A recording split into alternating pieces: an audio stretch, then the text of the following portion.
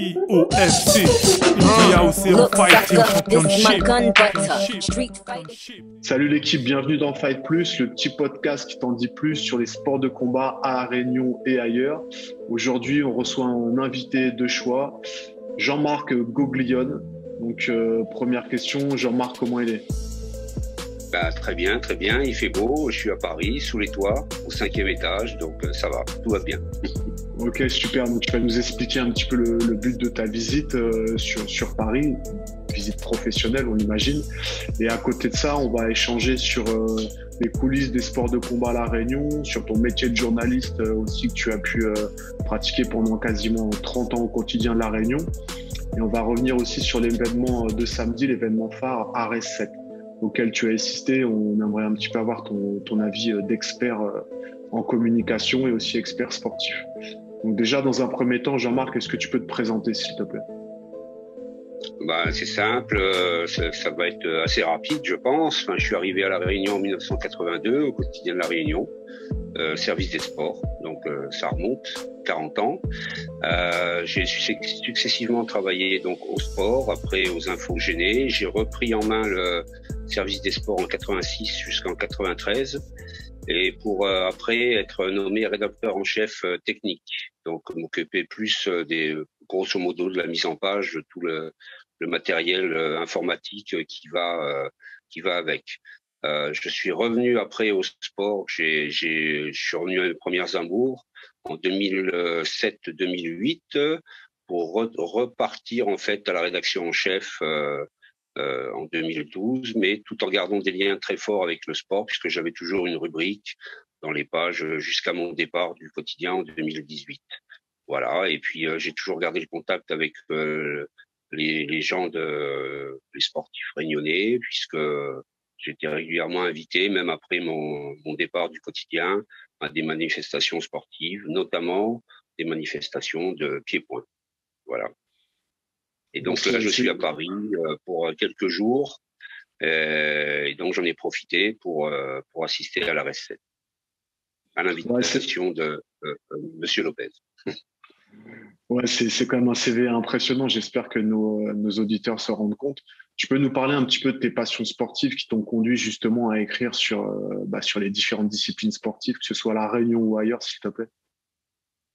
Eh bien, moi, ma discipline de base, c'est le cyclisme. Alors, c'est un peu éloigné des pieds-points, mais ça reste quand même une discipline exigeante et qui ressemble un peu à la boxe anglaise, à laquelle j'ai beaucoup collaboré au début de mon arrivée à La Réunion, puisque j'ai accompagné avec Monsieur Arrigui, au niveau du journalisme, toute l'ascension de la boxe anglaise à La Réunion.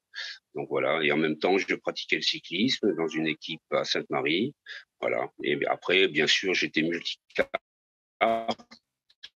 J'ai obligé dans le cadre de enfin pas obligé, mais on était amené dans le cadre de nos attributions à toucher à tous les sports. C'est comme ça que j'ai tâté. De la boxe anglaise, je suis passé au kick, et du kick après à la boxe taille, et à la boxe taille. Ok, c'est marrant que tu parles de Monsieur Arrigui, parce que samedi, on avait son petit-fils Vincent Arrigui, ancien lutteur du pôle de Saint-Jean, qui a passé sa mitaine verte lors de notre deuxième session à Saint-Denis des passages du grade FMMAF. Donc c'est un petit clin d'œil à l'histoire qui est super intéressant et révélateur aussi de la trame historique. Tu as dit quoi? De l'évolution des générations, en fait. Son papa était escrimeur d'origine, son grand-père, pardon, était escrimeur d'origine. Il avait son brevet d'État, je crois. Il était enseignant EPS. Il a enseigné l'escrime, notamment au foyer de Joinville. Et puis après, il s'est mis à la boxe anglaise. Et donc, voilà, le petit-fils perpétue la tradition, je pense. Ouais, c'est marrant que tu parles de l'EPS. Une question comme ça. Quelle a été la place des professeurs d'EPS dans le développement et l'appareillage fédéral des différentes disciplines sur La Réunion? Tu peux nous dire un mot un petit peu sur le rôle des profs d'EPS pendant qu'on y est? C'est simple, l'UNSS quand même a joué un grand rôle. En plus, bon nombre de conseillers techniques régionaux à l'époque, puisque on appelait des CTR et non pas encore des CTS, étaient d'anciens profs d'EPS, dont Yves Varigui, qui a été CTR de boxe anglaise. Et la filière, en fait, elle est toute trouvée, en fait. Hein. C'est la filière de l'enseignement, de la transmission et de la tradition. Donc, tu sais que sur l'Académie de La Réunion, ça fait 10 ans qu'on travaille sur le MMA scolaire. Pour toi, le fait justement de travailler en symbiose entre les écoles et les clubs, tu penses que c'est un facteur de la réussite prochaine du MMA sur La Réunion? Bah, il faut que c'est le droit fil en fait. Pourquoi le hand s'est-il très bien développé à La Réunion il y a une trentaine d'années? Il y avait la filière UNSS, le hand était enseigné partout dans les écoles et est arrivé un cadre métropolitain, Monsieur Chastanier, qui a fédéré tout ce monde associatif de l'enseignement pour en sortir des Richardson et des Narcisses. Donc c'est tout trouvé. Donc c'est tout à fait la voie à suivre. On peut faire un parallèle aussi avec ce qui s'est passé au port pour la gymnastique. Exactement. C'était donc. Mais là aussi, la commune, la municipalité du port a joué un grand rôle, hein, puisqu'il faut absolument que les municipalités jouent le rôle et accompagnent au niveau au moins des infrastructures, en fait, toute cette infrastructure, enfin tous les professeurs et tous les élèves qui veulent bien, qui sont dans la filière, quoi. Ouais, ça me permet de faire un clin d'œil à Mondalon Expédivalin que tu connais très très bien sur le port. On doit prochainement rencontrer la dame qui s'occupe des affaires scolaires. Un big up aussi à Sylvain Laubrun qui bosse au collège de Le Toulec, avec qui on a en projet de mettre en place un centre ressources MMA scolaire sur la ville du port et travailler avec différents acteurs dans le sens bien sûr de l'éducation à travers la pratique sportive. Donc voilà, c'était pour faire un clin d'œil à tous les collègues du MMA scolaire, que ce soit Yoriak, Jean Payet, Imara Saïd, parce qu'on sait que ce sera un des piliers de l'éducation à travers le MMA, et pourquoi pas l'insertion des jeunes, parce qu'on sait que les jeunes à La Réunion sont friands de sport de combat, et c'est par ce biais qu'on peut aussi développer toutes les notions et les valeurs qui sont autour de cette pratique, et elles sont nombreuses. Alors je vais pas passer tout l'échange sur le PS et le MMA scolaire, sinon on va dire que je prêche un petit peu ma paroisse, mais je voudrais juste revenir, s'il te plaît, Jean-Marc, sur le parcours scolaire aujourd'hui qui est nécessaire pour devenir journaliste. C'est assez complexe. Est-ce que tu peux donner 2-3 conseils à des jeunes qui aimeraient devenir journalistes sportifs? Parce qu'il y en a qui veulent devenir journaliste, mais en plus journaliste sportif, c'est quand même un job assez spécifique aujourd'hui. C'est spécifique, mais la filière, elle est généraliste en fait. Hein. On est obligé de passer par une école de journalisme et on se spécialisera peut-être pas immédiatement au sein de l'école. C'est après que les affinités arrivent, quoi, et on trouvera des débouchés. Bon, il faut bien noter que le journalisme d'il y a 40 ans, c'est plus le journalisme. C'était complètement différent de ce qu'on peut voir aujourd'hui avec les réseaux sociaux. Hein. Il y a 40 ans, il n'y a pas d'Internet, il n'y en avait pas il y a 20 ans d'ailleurs, donc à peine 20 ans, donc c'est complètement différent. Donc maintenant, il est évident que la profession a complètement évolué et il y a beaucoup plus de monde sur le marché, entre guillemets. Et donc après, pour être spécialisé dans une discipline, c'est très compliqué. Il faut quand même élargir le champ de vision, être assez éclectique, être très curieux. C'est surtout ça. Être spécialiste, c'est pas suffisant et quelquefois c'est même pas indispensable. D'accord. Donc comme tu nous l'as dit, là, le métier change avec l'apport du numérique. Est-ce que toi, tu as eu des modèles, je sais pas, au niveau national ou au niveau local qui t'ont inspiré justement dans ta fonction de journaliste sportif? Au niveau national, moi je lisais la rubrique cyclisme de l'équipe, hein, Pierre Chany évidemment. Donc voilà, hein, c'était des maîtres et c'est d'abord des plumes extraordinaires. Hein. En plus, Philippe Brunel qui est de ma génération, qui a écrit des livres sur Pantani, etc. Donc il y a toute une génération de journalistes et plutôt de journalistes écrivains. Donc, ce qui s'est largement perdu depuis. Donc, on n'est plus dans la même époque là. On n'est plus dans les gens de plume, comme on disait il y a longtemps avec la petite machine à écrire, la vieille machine à écrire à touche et puis les petites lunettes qui tombaient sur le nez du journaliste et qui pondaient son papier et qui ressemblait plus à un roman ou un petit roman, une petite nouvelle qu'un essai de spécialiste. C'est complètement différent. C'est marrant parce que ça me fait penser un petit peu. Vas-y, je t'en Oui, prie, pardon. Et j'invite tous les journalistes en herbe ou les jeunes à relire des articles de ces gens-là, quoi, des années 80, 90, et qui ont écrit des articles extraordinaires, quoi, que ce soit sur le vélo, la boxe, le football, etc. Quoi. Voilà. Mais c'est marrant parce que c'était avant tout des gens très curieux, très ouverts, très humbles, parce qu'il faut beaucoup d'humilité, et pas croire que parce qu'on écrit quelque chose, on détient la vérité, surtout pas, et rester très ouvert d'esprit. tu veux dire qu'il faut sans cesse vérifier ses sources? Bah là, c'est le b.a.-ba, hein, ça c'est la base. Hein. Ça c'est la base. On peut pas se permettre de. C'est sûr que maintenant, avec l'avènement de l'internet, tout va très vite. Le concurrent a l'info avant vous. On oublie de la vérifier, et puis voilà, on passe à côté de vraies nouvelles et on distille des fake news à un public souvent pas très armé pour distinguer le vrai du faux. Donc, voilà. Mais c'est intéressant ce que tu dis parce que bon, moi j'ai eu la chance de passer par le champ des STAPS, des sciences et techniques des activités physiques et sportives, et c'est vrai qu'on a pas mal de cursus relatifs à l'histoire de l'éducation physique. Et c'est vrai que c'est ce qui m'intéresse aussi dans cet échange, que tu nous proposes un petit peu une cohérence historique et en mettant en relation les différentes pratiques et les différents acteurs. On y reviendra tout à l'heure aussi quand on abordera les différents sports de combat et arts martiaux sur la Réunion. Mais déjà, je voulais te remercier. Et je voulais, parce que ça me faisait penser à ça, à la spécificité aussi, par exemple, du monde de la montagne et des grimpeurs à la belle époque. Il y avait aussi beaucoup d'écrivains chez les alpinistes, non? C'est pas une des spécificités Ouais, du monde de la montagne et aussi du vélo, non? ouais. La narration. La narration, ouais. Et puis la montagne, c'est quelque chose qui est complètement ça fait appel au rêve aussi, la montagne. Hein. On n'est plus dans le champ, on a presque plus les pieds sur terre, quoi. Donc on est vraiment dans l'au-delà presque. Hein. On est dans le rêve, dans l'imaginaire presque. Et ce sont des endroits qui ont été défrichés tout récemment. C'était des no man's land pendant très très longtemps. Hein. L'Everest, tout ça, les plus hauts sommets du monde à plus de 8000. Voilà, quoi.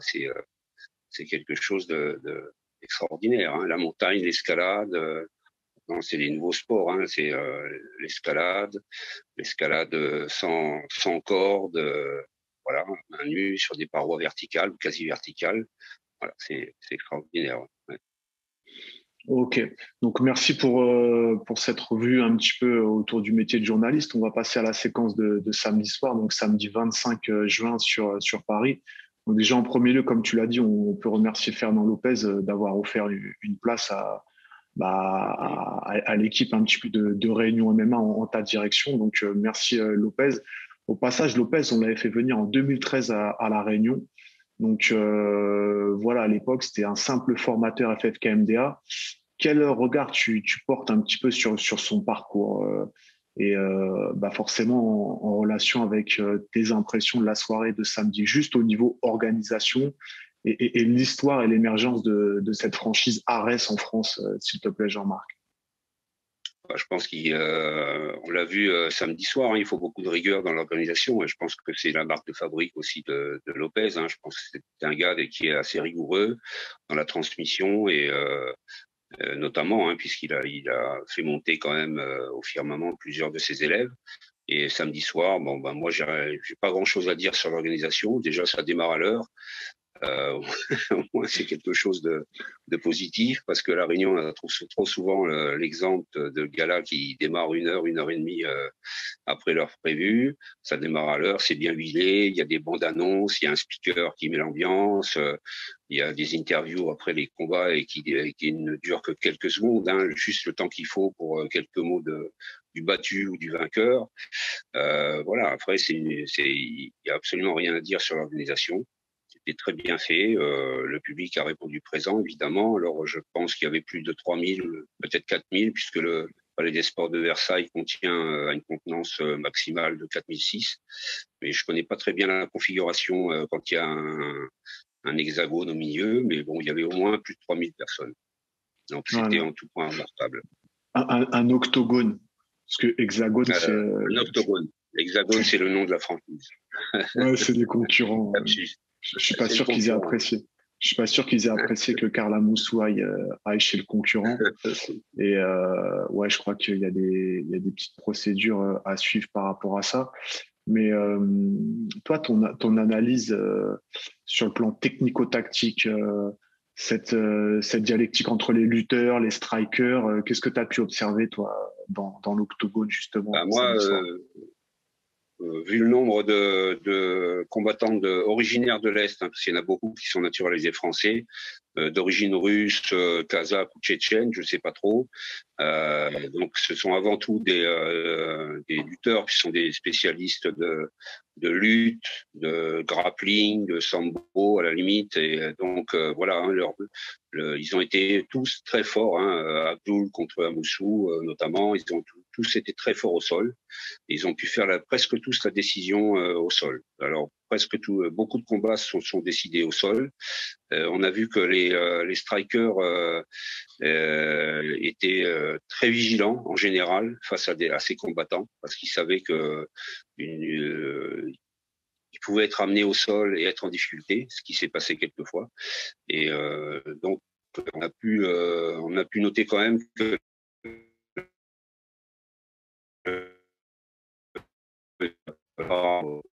et en règle générale, ceux qui sont censés être strikers n'ont pas fait vraiment la décision. Il y a juste Lapillus, je pense, qui est un gars d'expérience, qui est plutôt, d'après ce que j'ai vu, plutôt kickboxer. Mais c'est un bon striker puisqu'il est très précis dans ses points. Et je pense il a gagné avant tout son combat. Bon, son adversaire a été arrêté sur arrêt médical à la fin du premier, à l'entame du deuxième, je crois, mais il l'avait vraiment touché là où il voulait le toucher. Et ça, c'est vraiment pour un boxeur. Enfin, je parle pas de striker, mais pour un boxeur, c'est prépondérant, quoi. Toucher là où on peut avec des jabs. Il utilisait beaucoup les jabs et il l'a touché vraiment à la pommette à la pommette et à l'œil avec son direct. Donc bon, mais c'est le seul vraiment qui a surnagé au niveau strike. Les autres étaient vraiment plutôt sur la défensive quand ils avaient affronté des lutteurs. D'accord. Ouais, c'est la fracture du plancher orbital. J'ai vu un petit peu le diagnostic médical Ouais, ouais. pour Ayoum, là. Et il a vraiment insisté là-dessus. Il a vraiment insisté, donc on a vu vraiment qu'il voulait le toucher. C'était pas un hasard, quoi. Mm. Donc, tu connais bien le niveau de la boxe pied-point sur la Réunion. Tu verrais, toi, un Réunionnais en capacité de monter justement dans l'octogone sur Arès? Après, il faut pour un striker, c'est sûr que le striker a l'avantage de pouvoir faire la décision sur un coup. Maintenant, il faut vraiment avoir la technique, la puissance, la précision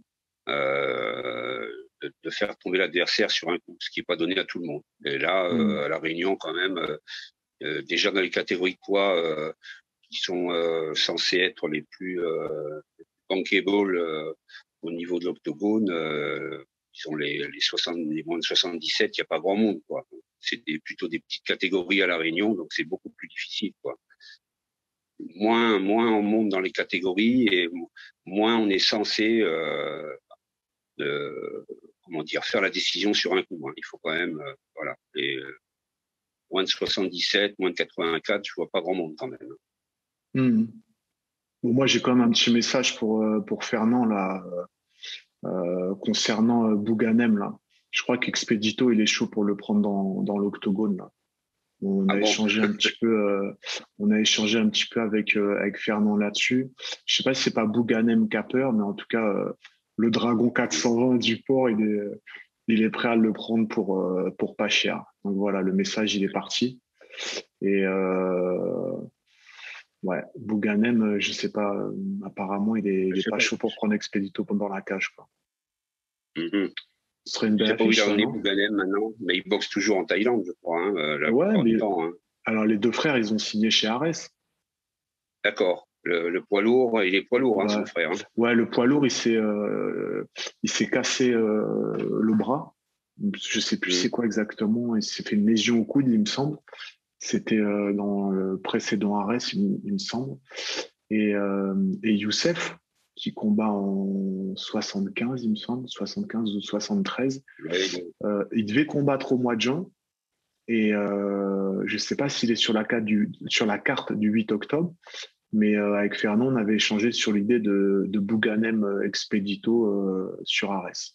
Donc voilà, Expedito, il est toujours chaud.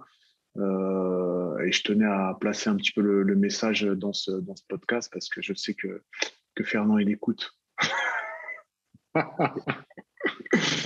Qu'est-ce que tu en penses, toi, connaissant la renommée d'Expedito en termes de buzz, c'est quelque chose qui pourrait faire parler, ça? bah, évidemment, mais après, il faut le voir dans toutes les dimensions, comme, Hmm.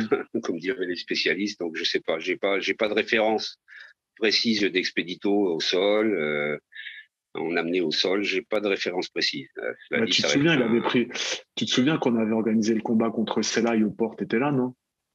ouais, Où je ça, pense, ouais. où ça s'était fini sur une décision de l'arbitre bon, qui avait amené à discussion, hein. Moi, je suis pas arbitre, hein. Mais tout ça pour dire que ouais, Dito, il a déjà combattu en MMA et il est prêt à prendre, d'autant plus si c'est un striker. C'est vrai que si c'est un profil des pays de l'Est, bon là, honnêtement, je donnerais pas cher de sa peau. Mais contre un Mm. Akmoué dans une cage, je pense que ça peut être un joli combat. Surtout, j'ai pu lire un petit peu les critiques, qu'elles soient positives ou négatives, hein. Ça manquait un petit peu de technicité dans le striking et ça rejoint un petit peu ce que tu as dit il y a 2 minutes, quoi. Que pour faire du show, il faut pas uniquement des grappleurs et des gars qui collent et qui font du ground and pound. Je pense que les Mm. KO, c'est aussi vendeur que des soumissions et du ground and pound. Mais je pense que Fernand, il va adapter un petit peu sa cohérence sportive et sa fight card par rapport à ça. Donc voilà, il y a des Mm. grands. C'était juste pour faire un petit big up par rapport aux boxeurs locaux, que ce soit Expedito ou d'autres, hein, parce qu'il y en aura d'autres qui seront en capacité de monter chez Ares, quoi. Donc voilà.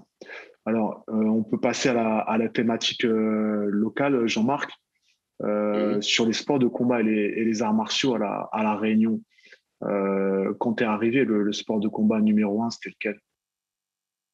C'était le boxe, évidemment. Il y avait que ça, pratiquement. Hein. Il y avait que la boxe anglaise, c'est tout. Pas de judo? Il y avait il y avait du judo, mais bon, c'était plus confidentiel. Il y avait du judo, il y avait des gros clubs de judo, JCM Saint-Denis, la Cour des Arts à l'époque, au bas de la rivière. Il y avait un club à Saint-Pierre aussi. Il y avait le JCM Saint-Paul. Beaucoup de, mais bon, au niveau, comment dire, résultat hors frontières, le premier champion de France de boxe anglaise, je pense que c'était Rondin. Il l'a été en 79 ou 80. Et il y avait surtout, en fait, pour dynamiser ça, il y avait les Jeux des îles. Il y a le premier Jeu des îles en 79, donc qui ont pu faire la promotion justement de la boxe anglaise, qui était. Et il y avait le judo aussi, mais bon, après il y avait des têtes d'affiche. Hein, Rondin, il a passé les frontières iliennes, si on veut. Après, il y a eu Raymond Gévia, etc. Donc voilà. Et puis le titre de champion du monde de notre ami de Saint-Pierre, plus tard, hein, beaucoup plus tard. Je crois que c'est dans les années 80, 86, 88.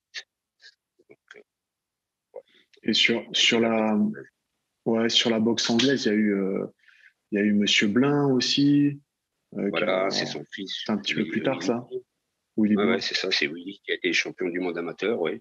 Qui a fait quelques combats pro, mais sans jamais trouver la.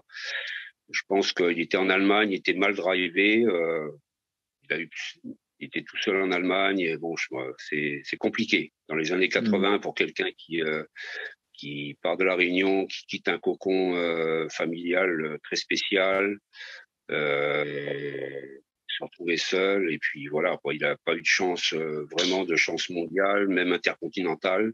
Je crois son dernier combat à l'extérieur, c'était quand il a échoué contre un Portoricain, je crois, pour une ceinture intercontinentale. Mais Willy, c'était pas un puncher. C'était le Ray Sugar Léonard de la Réunion, donc c'était un styliste. Et au niveau pro, quand même, il faut pouvoir faire descendre l'adversaire. Et c'est complètement différent. Mettre des gants amateurs et mettre des gants professionnels, il y a quand même une grosse différence. Au niveau du poids, d'ailleurs, de la puissance, il faut vraiment un niveau pro, il faut vraiment. On a beau avoir peut-être 200 combats amateurs chez les amateurs comme les Russes, il y en a quelques-uns qui ont passé la barrière des pros. Et il n'y en a pas beaucoup. Il y a Triple G qui a passé, par exemple, Triple G, mais il y en a très très peu qui ont passé. Hein. Être très bon chez les amateurs, ça veut pas dire vraiment être très bon chez les professionnels. Même les Cubains, hein, quelquefois, ils se sont cassés les dents. Okay. Tu peux nous refaire un retour sur le deuxième sport de combat, le judo, un petit peu. Tu peux nous présenter un petit peu, toi, ton analyse de l'évolution du judo à La Réunion? Bah, le judo à La Réunion, il a été promu par des clubs quand même emblématiques, hein, et puis par des personnages quand même très intéressants comme les Quintins. Donc voilà. Après, disons que les grands judokas réunionnais sont sortis plus tard que les grands boxeurs. Mais bon, un gars comme Mathieu Dafreville, qui a fait 5e au JO de Pékin, quand même, c'est quelqu'un qui a porté très haut le judo réunionnais. Et à la différence de la boxe, je pense que le judo a besoin de s'exporter assez tôt en métropole pour pouvoir s'inscrire dans une filière fédérale. Alors que la boxe, la boxe pouvait faire naître des champions dès lors qu'ils combattaient à La Réunion. Et après, ils faisaient des combats à l'extérieur. Ça, c'était possible. Le judo, c'est beaucoup plus difficile. Il faut faire des tournois mondiaux, des tournois européens, beaucoup plus de compétitions. La progression est, je pense, plus lente. Et c'est pour ça que bon, Mathieu est parti, Emmanuel Payette aussi est parti. Tout le monde, enfin le club, un des clubs emblématiques en métropole pour les Réunionnais, c'était Orléans. Et ils ont beaucoup atterri à Orléans après avoir sauté la mer et après avoir embrassé une carrière internationale. Donc voilà. Le premier à partir, c'était Thierry Grimaud, surnommé Tyson. Oui, ça a été Grimaud. Après, Christophe Dafreville, il y a eu.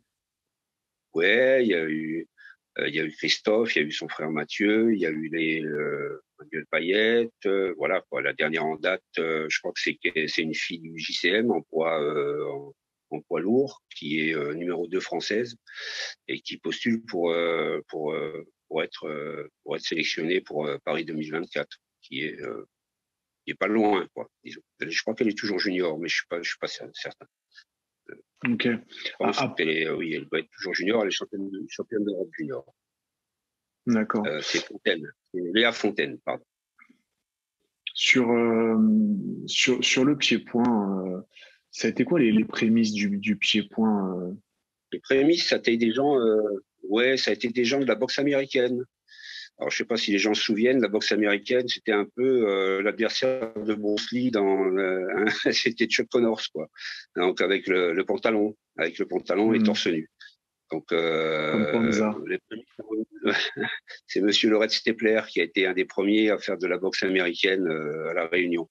Et il l'a pratiqué à la Cour des Arts. D'accord. Pour ceux qui s'en souviennent. Donc voilà, c'était plutôt ça. Ça, c'était après le karaté, bien sûr. Le karaté, évidemment. Bon, le karaté, après, c'est les écoles Chaniat et les écoles Masaka, hein, puisque c'était les deux grandes rivalités des années 80. Mais le karaté, il s'intégrait dans un cadre fédéral. Donc, c'était un peu différent.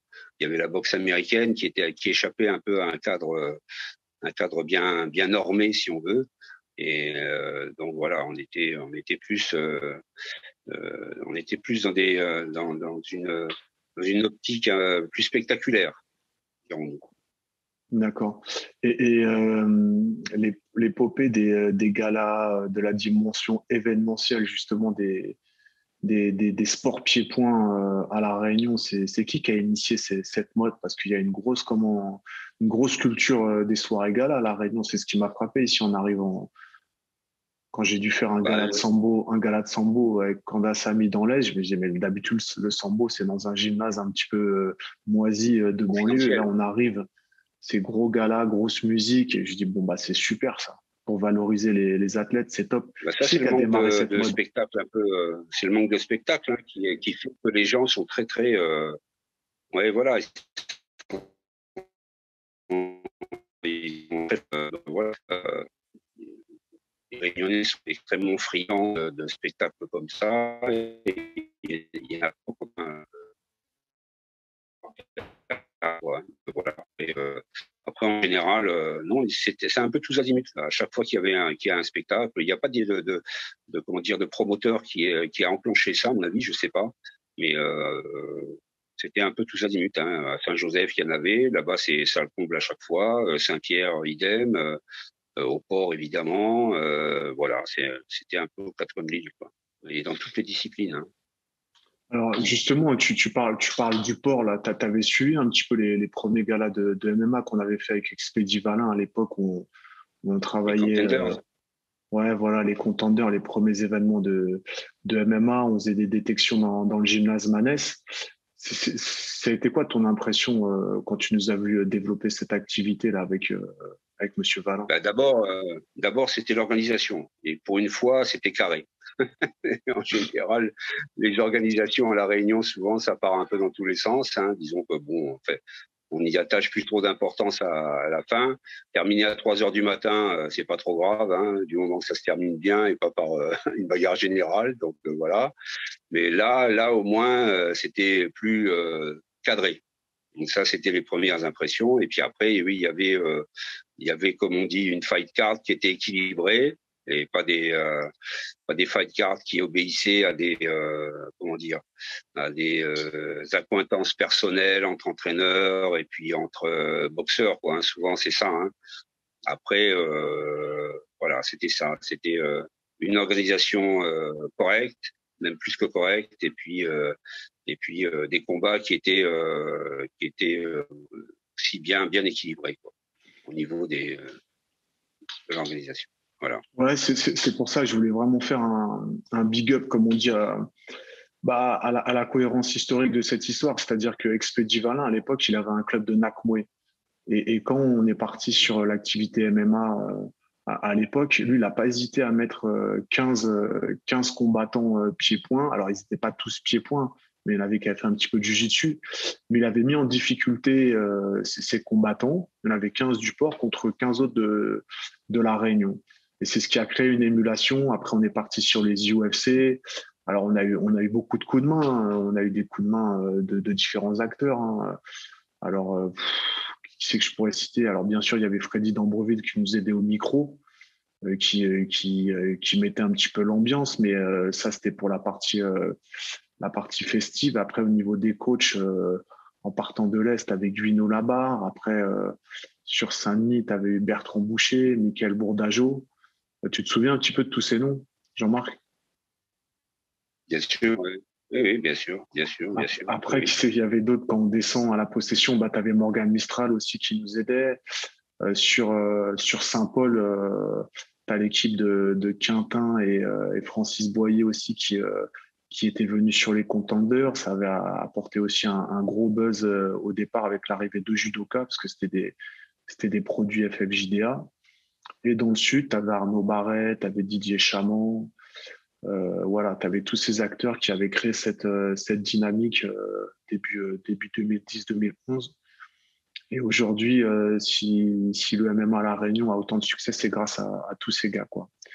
Donc, au passage, concernant le MMA, ça a été quoi la place pour toi de Christophe Dafreville et Gaël Grimaud, justement, pour influencer les marmailles dans la pratique du MMA? Parce qu'ils ont eu quand même deux beaux Ben, moteurs. Hein. ouais, c'est ça. Ils ont deux belles références. Donc, en plus, qui ont atteint des niveaux très, très, euh, très forts, enfin, au niveau international, c'est surtout ça. Je pense que le jeune qui s'engage dans le MMA, il lui faut des références. C'est comme dans toutes les disciplines. Et je pense que Gaël et Christophe en sont deux très belles. Oui, oui, tout à fait. Présenter un petit peu ta vision sur le MMA.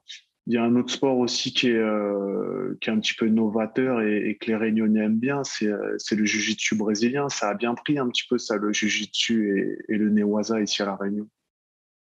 Oui, ça a bien pris. C'était, je crois, l'initiative aussi de la Ligue de judo qui avait une branche un peu, je sais pas comment elle l'appelait, mais il y a eu quelques compétitions au niveau du judo qui avaient été organisées à La Réunion. Justement, alors je sais pas si c'était pour contrer un peu la montée du JJB d'un autre côté, mais aussi de capter les licenciés. Mais donc voilà quoi, et c'était un petit peu les deux, quoi.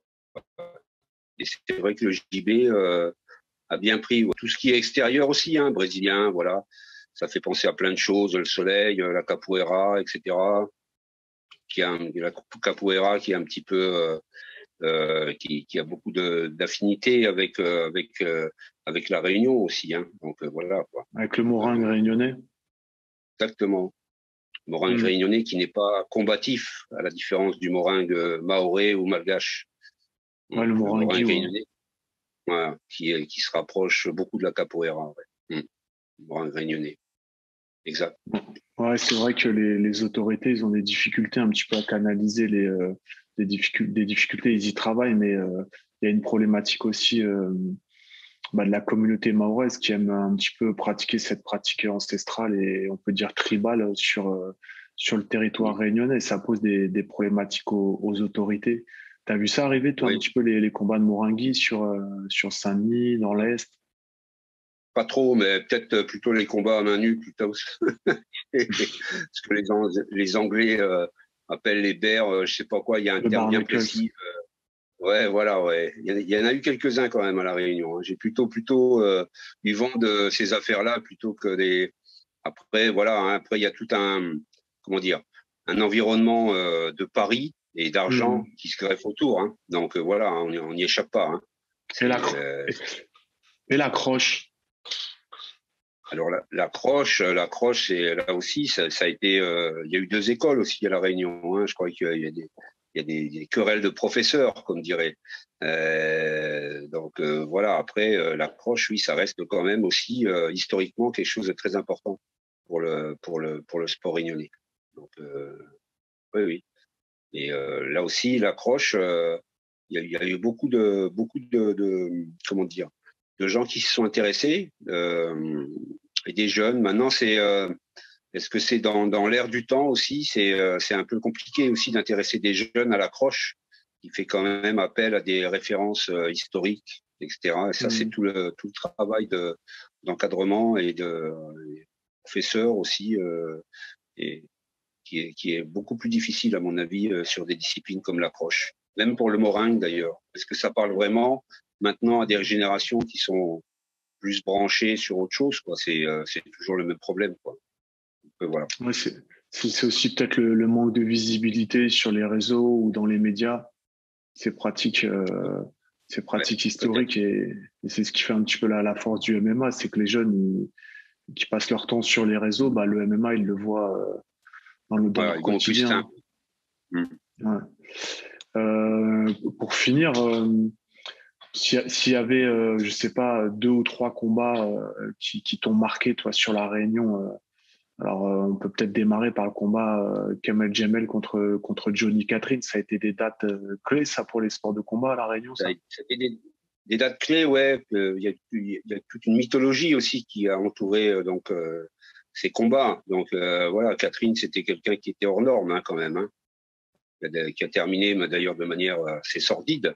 Mais voilà, quoi. Moi, j'ai pas assisté à ces combats, qui avaient lieu au Stade de l'Est, mais Catherine, c'était un combattant exceptionnel. Ouais. Quand il est parti en métropole, les gars en métropole, ils ont été un peu soufflés, hein, quand ils ont vu quelqu'un arriver de ce calibre, hein, quand même. C'était un gars qui était quand même très armé techniquement et physiquement. Donc voilà, oui. Il y a eu des combats historiques comme ça. Bon, après, sur les invités qui sont venus à La Réunion, bien sûr, sur les gens de l'extérieur, il y a eu des Le Banner, etc. Bon, là, ça fait plus partie du folklore qu'autre chose, quoi. Donc, Ouais, le banner. Il y a eu qui comme autre grosse tête sur la Réunion ben moi, quand je suis arrivé à La Réunion, moi j'étais étonné de voir l'engouement qu'il y avait autour de la boxe anglaise, évidemment. Il y avait vraiment un public extraordinaire, beaucoup plus qu'au judo, par exemple, hein, qui était bien développé toutefois. Mais bon, quand le bataillon de Joinville venait à La Réunion, c'était quelque chose, c'était un événement extraordinaire, quoi. Moi, je me rappelle du petit gymnase de Joinville, rue Jules Aubert. C'est même pas un gymnase, hein, mais qui était pris d'assaut, hein. Et les gens, ils étaient dans les petites fenêtres rondes au-dessus, là, ils étaient coincés dedans. Enfin bon, c'était incroyable. Donc voilà, mais ça, c'était quand une formation extérieure aussi prestigieuse que l'équipe de France militaire venait à La Réunion, c'était quelque chose d'extraordinaire. En plus, l'aura des militaires, le bataillon de Joinville, qui n'existe plus, bon, maintenant depuis longtemps. Donc voilà, c'était. Il y a eu les France-Chine en handball qui ont attiré des années 80, qui ont attiré vraiment un public incroyable, incroyable. Et c'est quoi qui faisait le succès justement de ces événements et de l'engouement populaire? C'était quoi la recette? Déjà la rareté, ensuite tout ce que les gens projetaient vers ces sports, hein, le hand, la boxe, c'était quand même les sports majeurs, le football évidemment, hein, quand les grosses équipes de métropole venaient pour la Coupe de France, c'était aussi des stades pleins. Les finales de Coupe régionale de France, c'était plus de 10 000 spectateurs à Saint-Paul. Maintenant, quand il y a 3 000 spectateurs, c'est le bout du monde, quoi. Donc voilà, hein, je pense que les gens étaient privés de spectacles à la télévision ou ne serait-ce autre chose. Il y avait très peu de spectacles à La Réunion. Les courses hippiques avaient disparu depuis longtemps, alors que c'était elles qui drainaient le plus de monde dans les années 50-60. Et donc voilà, hein, pour remplacer un peu tout ça, c'était le sport. Mais au niveau c'est que les gens, il y a très longtemps, étaient sevrés de spectacles, hein. Il y avait vraiment très peu de spectacles ici, hein. Donc voilà, je pense que c'est le sport qui comblait ce vide. Ok, pour finir, j'aimerais juste aborder la thématique des Jeux des îles avec toi. Quelle place pour toi a eu cette compétition olympique, parce que c'est sous l'égide du CIO, Oui, c'est du reconnu, COGIR, oui. Oui. du COGIR dans la zone océan Indien, dans la dynamique inter-îles, je sais pas, sur le plan culturel ou sur le plan de l'augmentation du niveau de performance des athlètes dans chacune des îles sœurs. Ça a été quoi la place des Jeux des îles pour toi?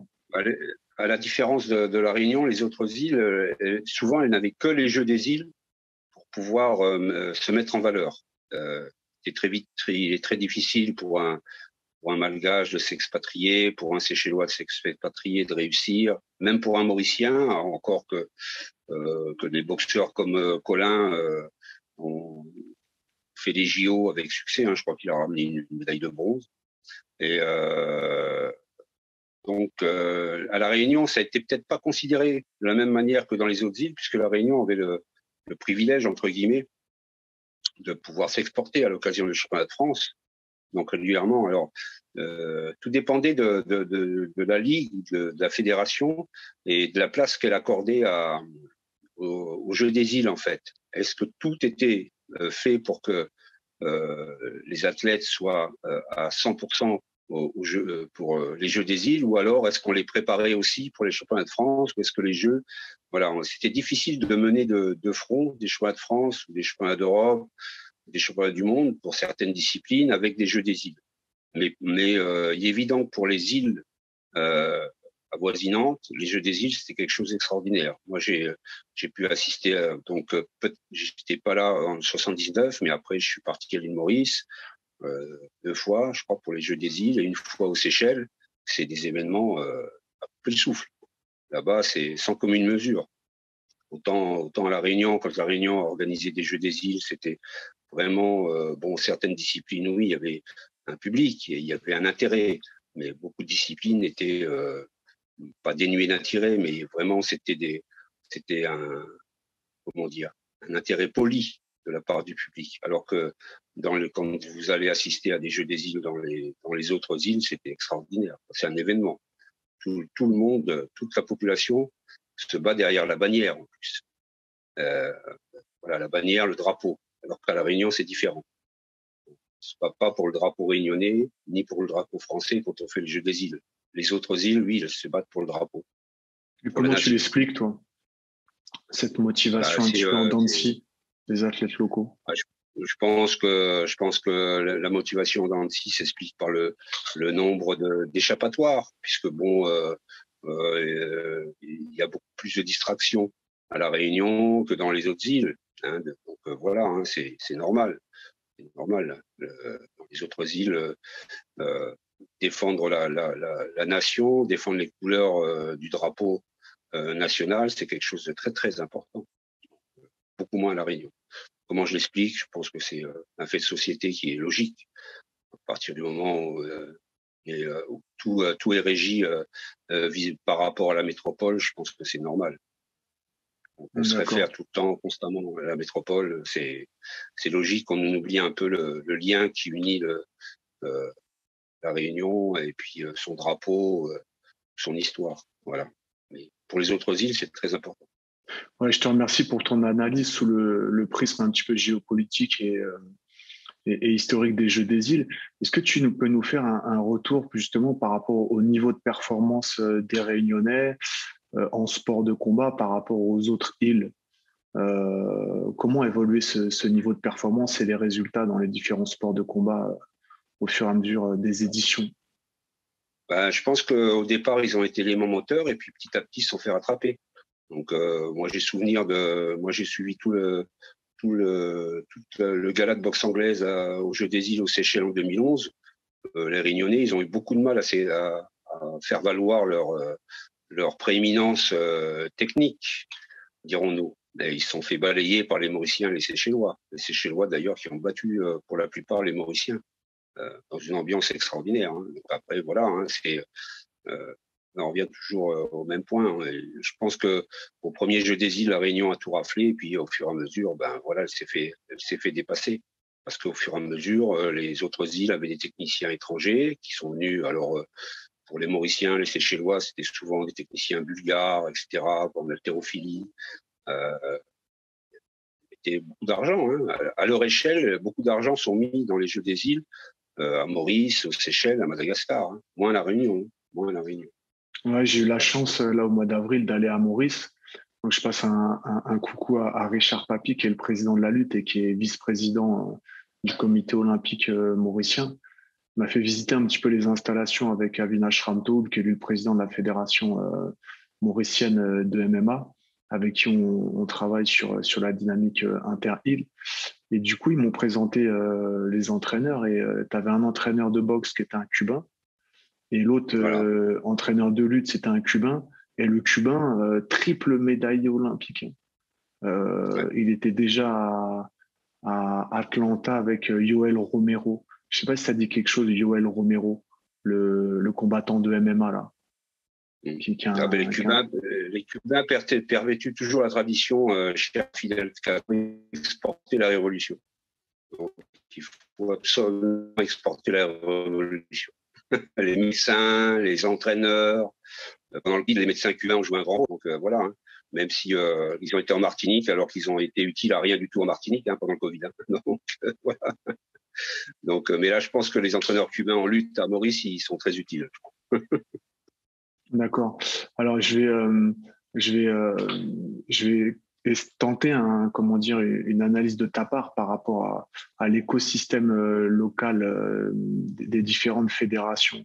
Et quelle est ton analyse justement sur l'efficacité du système fédéral en direction des athlètes au niveau local?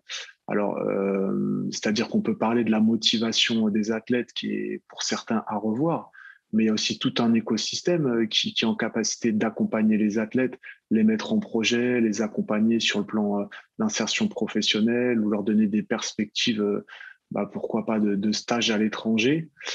Est-ce que tu penses que la machine locale fédérale est suffisamment performante aussi? Est-ce qu'il n'y a pas des pistes d'amélioration dans ce sens? À mon avis, plus la machine fédérale est disséminée dans une discipline,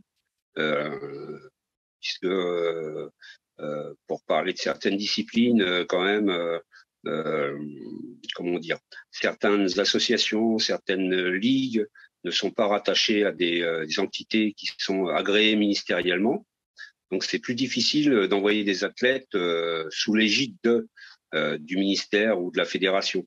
Hein, je pense que plus le tissu associatif est disséminé, plus c'est difficile d'envoyer des gens ou de fédérer des gens. Donc voilà, et il faut se battre sous une même bannière et c'est très difficile à La Réunion. Hein, je crois que dernièrement a été créée une ligue qui est rattachée à la fédération de Geoprecia, je crois, qui gravite dans le milieu taille, boxe taille depuis très longtemps. Donc ça participe un peu à comment dire, à l'essaimage des athlètes, quoi. Voilà, un tel a une licence chez un tel, il peut pas y aller, etc. C'est compliqué, quoi. Alors c'est vrai qu'en judo, tout le monde obéit à la fédération de judo, en karaté aussi, mais il y a beaucoup maintenant de ligues et de fédérations dissidentes qui participent à cet éparpillement, quoi. Donc ça, c'est préjudiciable.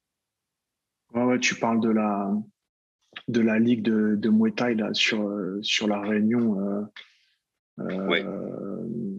C'est Anthony Debaria qui s'en occupe. Ouais. C'est vrai qu'il y a pas mal de comment dire de rivalité entre les acteurs, et dès qu'ils ont la possibilité de récupérer un outil fédéral, ils l'utilisent. Après, ça fait partie du jeu. C'est vrai qu'on peut pas reprocher aux acteurs d'avoir envie d'exister, de monter leurs propres outils, surtout quand ils s'entendent pas avec d'autres acteurs. Mais c'est vrai que ça va pas dans le sens de l'augmentation du niveau de performance, parce que les meilleurs athlètes ne s'affrontent pas entre eux. En judo aussi, il y a une ligue avec la FSGT. C'est ça, oui, sur le travail. Oui. Et ouais, donc c'est vrai que le système fédéral, il pose un petit peu des difficultés en se démultipliant, comme tu l'as dit. Oui.